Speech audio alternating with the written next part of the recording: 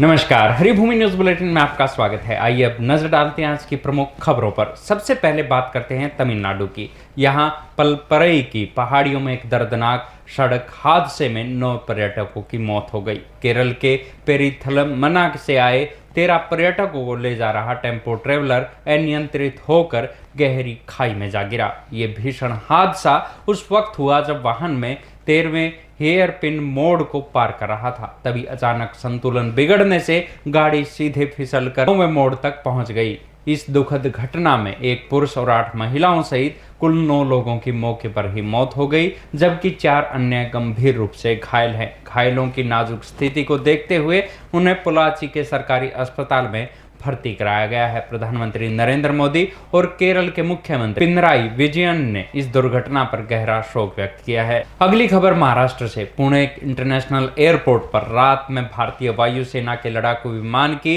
Runway पे hard landing हुई। रात करीब 10:30 हुए इस हादसे के दौरान विमान का लैंडिंग गियर अचानक खराब हो गया, जिससे फाइटर जेट रनवे पर ही फंस गया। हालांकि वायुसेना के दोनों पायलट पूरी तरह से सुरक्षित हैं, लेकिन इस आपातकालीन स्थिति के कारण पुणे एयरपोर्ट का रनवे लगभग 11 घंटे तक पूरी तरह से बंद रहा। विमान के रनवे पर फंसे होने की वजह से 5 प्रमुख एयरलाइंस की 91 उड़ानें रद्द करनी पड़ी, जबकि 12 फ्लाइट्स को दूसरे शहरों की ओर डाइवर्ट किया गया। हजारों यात्री पूरी रात एयरपोर्ट पर फंसे रहे और भारी परेशानी का सामना करना पड़ा। शनिवार सुबह करीब 7:30 के बाद परिचालन धीरे धीरे सामान्य हो सका। अब बात करते हैं नासिक की। टाटा कंसल्टेंसी सर्विस यानी टीसीएस कार्यालय में यौन शोषण और जबरन धर्मांतरण के गंभीर आरोपों ने कॉरपोरेट जगत को झकझोर कर रख दिया है। इस मामले में मुख्य आरोपी में से एक महिला अभी भी पुलिस की गिरफ्त से बाहर है।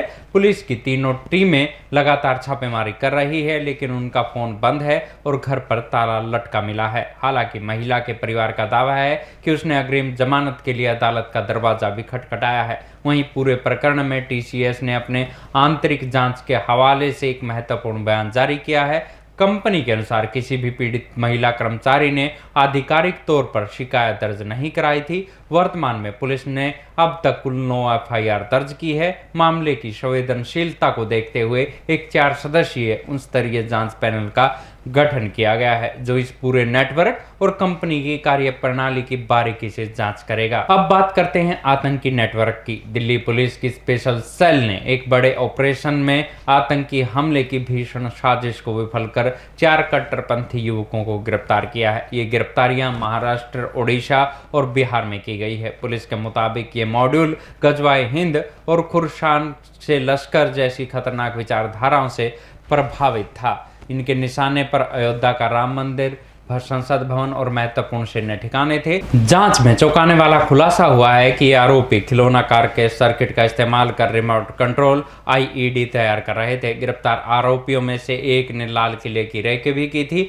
और सोशल मीडिया पर भड़काऊ सामग्री साझा कर फंड जुटाने के लिए क्यूआर कोड तक जारी किए थे। ये सभी इंक्रिप्टेड सोशल मीडिया प्लेटफॉर्म के जरिए ऑनलाइन भर्ती और युवाओं के ब्रेन वॉश में जुटे हुए थे। दिल्ली पुलिस ने यूएपीए के तहत मामला दर्ज कर इनके पूरे नेटवर्क को खंगालना शुरू कर दिया है। अब बात मौसम की। भारत के अधिकांश हिस्से इस समय भीषण गर्मी और झुलसा देने वाली लू की चपेट में है। उत्तर प्रदेश का बांदा जिला शुक्रवार को 45.4 डिग्री तापमान के साथ न केवल भारत बल्कि पूरे एशिया का सबसे गर्म स्थान दर्ज किया गया। चौंकाने वाली बात यह है कि इसी बांदा में महज एक सप्ताह पहले सीजन का सबसे कम तापमान भी रिकॉर्ड किया गया था। मौसम विभाग ने अब मध्य प्रदेश, छत्तीसगढ़ और महाराष्ट्र समेत देश के 10 राज्यों में अगले 4 दिनों के लिए लू का येलो अलर्ट जारी किया है। बढ़ते पारे को देखते हुए उड़ीसा और छत्तीसगढ़ के कई जिलों में 21 अप्रैल तक स्कूल, कॉलेज और आंगनवाड़ी केंद्रों को बंद करने के आदेश दिए हैं, जबकि मध्य प्रदेश के 13 जिलों में